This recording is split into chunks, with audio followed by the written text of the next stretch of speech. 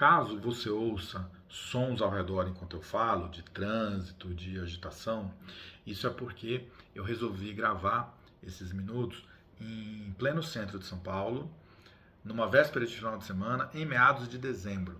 Então a cidade está muito mais elétrica, tumultuada e tensa do que de costume. E talvez você me pergunte assim, Bruno, mas se é assim, por que você não deixou para gravar depois, numa outra hora, com mais calma? E eu já tenho a resposta, que é o seguinte: pode ser que a inspiração não me ocorra. Talvez, se eu fosse a figura de quem eu quero comentar hoje, o Sir Arthur Clarke, talvez nesse caso a inspiração brotasse na minha cabeça como uma catarata inesgotável, né, de especulações criativas e de visões maravilhosas.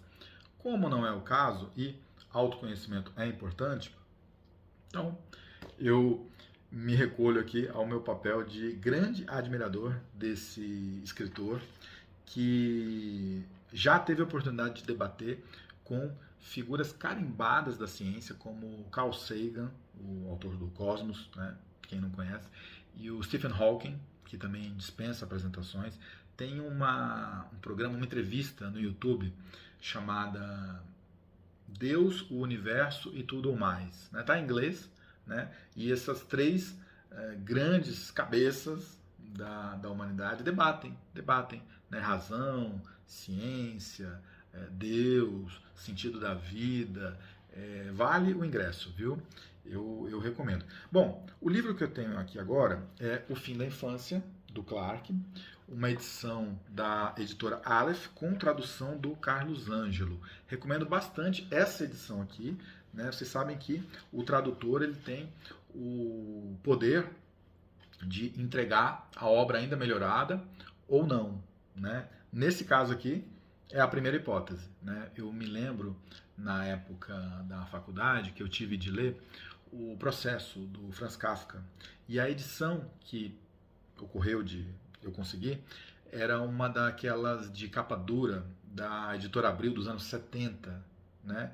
Então, cara, pensa um negócio denso, difícil, complicado. Eu não conseguia entender como é que o Franz Kafka podia ser referência de qualquer coisa, tão chato, né? Até que anos depois aconteceu de eu resolver ler de novo. E desculpem se eu não pesquisei aqui, mas era uma edição da editora Brasiliense. Acho que o tradutor era Modesto Carrone, uma coisa assim. E outra vida, outra história, consegui entender e de fato Kafka merece sim os nossos aplausos, né? É uma referência não só literária, como de outros ramos do conhecimento. Eu situaria ele até na filosofia, entendeu? Graças ao tradutor. E é o caso aqui, tá? Não estou ganhando nada para comentar isso, mas como é verdade, a gente tem de transmitir, né? Bom, o Fim da Infância começa com o planeta Terra amanhecendo e percebendo que havia grandes naves espaciais quilométricas pairando sobre as principais capitais do planeta. E você vai falar assim, já vi isso em algum lugar, né? Sim, né? O filme Independence Day aproveitou o roteiro nesse ponto só, depois não tem nada a ver, mas as duas histórias começam do mesmo jeito, né? E o Independence Day é muito posterior, então na verdade é o Sir Clarke ali influenciando mais uma obra de cultura pop quando se trata de ciência, né? Bem, no caso do O Fim da Infância, e o título é muito, muito, muito sugestivo, ele tenta explicar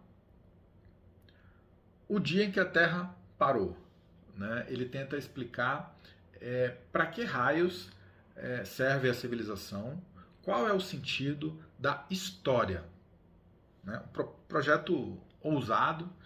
E o que acontece é que, eu vou deixar ele falar por mim, né? Os astronautas que vinham naquelas naves, eles tinham um poder tecnológico muito, muito, muito superior ao da humanidade. O próprio Clarke tem uma frase em que ele fala assim que qualquer tecnologia mais avançada do que a nossa parece indistinguível da magia, porque a gente não consegue explicar. Então ele diz assim: os senhores supremos pareciam bastante indiferentes a formas de governo, desde que não fossem opressivas ou corruptas. A Terra ainda tinha democracias, monarquias, ditaduras benevolentes, comunismo e capitalismo. Isso foi motivo de grande surpresa para muitas almas simples, que estavam completamente convencidas de que o seu era o único modo de vida possível. Outros achavam que Caroline apenas esperava para introduzir um sistema que iria varrer do mapa todas as formas existentes da sociedade, e por isso não se incomodava com reformas políticas menores. Isso, porém, como todas as outras suposições a respeito dos senhores supremos, era pura especulação. Ninguém sabia os motivos deles, e ninguém sabia para que futuro estavam conduzindo a humanidade. O Clarke tem um jeito de escrever que me conquistou desde pequeno, né? Ele usa um modelo um pouco parecido com o da Agatha Christie, que é aquela lead que chama, né? Em que ele termina um capítulo te dando aquele gosto ali, aquela água na boca para você continuar o próximo, né? Capítulos curtos, fáceis de ler. Primeira coisa. Segunda coisa, e aqui a grande característica dele que é digna de nota. Nos livros, nos romances do Clarke, quem conhece sabe, não existe protagonista. Sabe, não tem ali o fulano que salva a pátria, não tem ali a heroína, o par romântico e coisa e tal. Na verdade, o protagonismo é da história. Quando muito, das paisagens futuristas deslumbrantes que ele imagina, né? A própria linha de pensamento é um ator principal, né? Quem conhece 2001, quem conhece Encontro com Rama, né? Outras obras dele sabem do que eu estou falando, né? Então, o cara ali em questão é um dos alienígenas, né? Mas o livro tem, assim como em 2001 tem 3 sessões, né? E a história vai passando assim numa espiral ascendente, né? Até chegar num final completamente inusitado e muito criativo, né? Eu vou ler um outro trecho aqui de como é que os senhores supremos conseguiram tanger a humanidade, na ficção aqui, para o ponto em que eles queriam. Então, é o seguinte, deixa o Clarke falar. Caroline mostrara a raiva apenas uma vez, ou pelo menos aparentara. Podem matar uns aos outros se quiserem, dizia a mensagem. Esse é um assunto entre vocês e suas próprias leis. Mas se matarem, exceto para alimentação ou em autodefesa, os animais com quem compartilham o mundo terão de prestar contas a mim. Ninguém sabia exatamente qual a abrangência do decreto ou o que Caroline faria para impor seus termos. A humanidade, porém, não teve de esperar muito. A Praça de Touros estava cheia quando os matadores e seus auxiliares entraram em desfile. Tudo parecia normal. O sol brilhante ardia, impiedoso, sobre as vestes tradicionais. A grande multidão saudou seus favoritos como fizera uma centena de vezes antes. No entanto, aqui e ali havia rostos ansiosos que se voltavam para o céu, para a altiva forma prateada 50 quilômetros acima de Madrid. Então, os picadores assumiram suas posições e o touro entrara bufando na arena. Os cavalos magros, suas ventas dilatadas de terror, giraram à luz do sol, enquanto os cavaleiros forçavam-nos a ir de encontro ao inimigo. A primeira lança voou como um raio, acertou o touro, e nesse momento surgiu um som jamais ouvido antes na terra.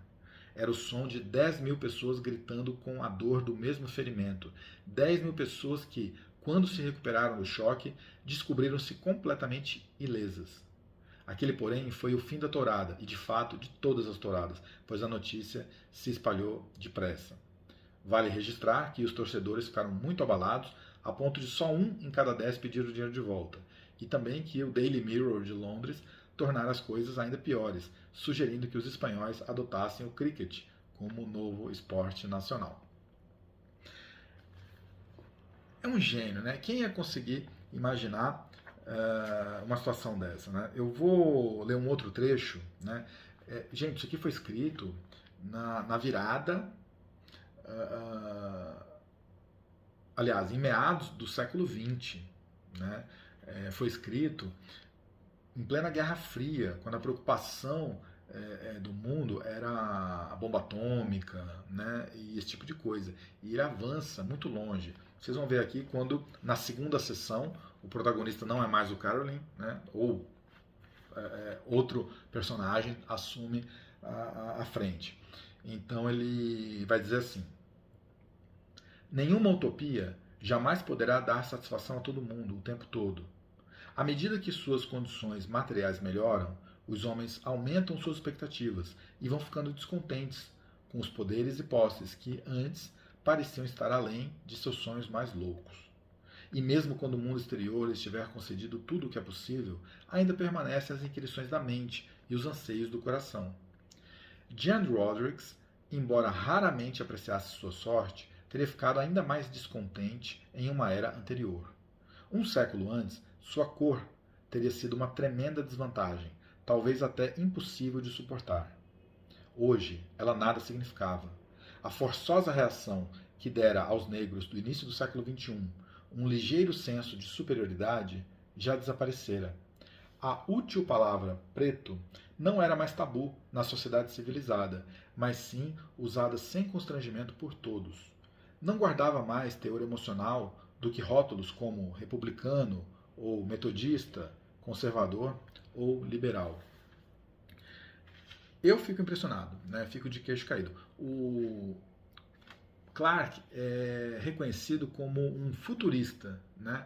Mas há quem diga que ele, na verdade, é um herdeiro tardio do iluminismo, porque ele fazia da razão o seu Deus. Né? Ele procurava explicar a realidade, né, de uma maneira despida de paixão, por um lado, mas profundamente lógica. Né?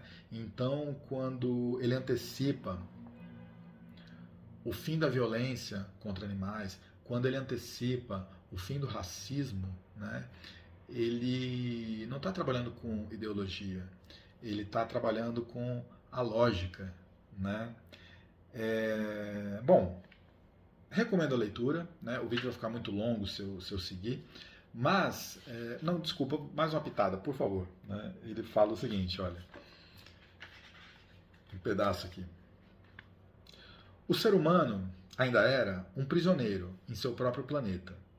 Era um planeta muito mais agradável, mas muito menor do que fora um século antes, quando os senhores supremos aboliram a guerra, a fome e as doenças, aboliram também a aventura.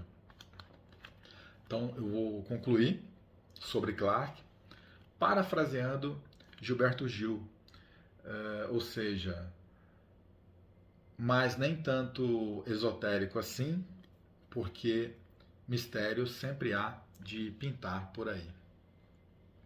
Valeu!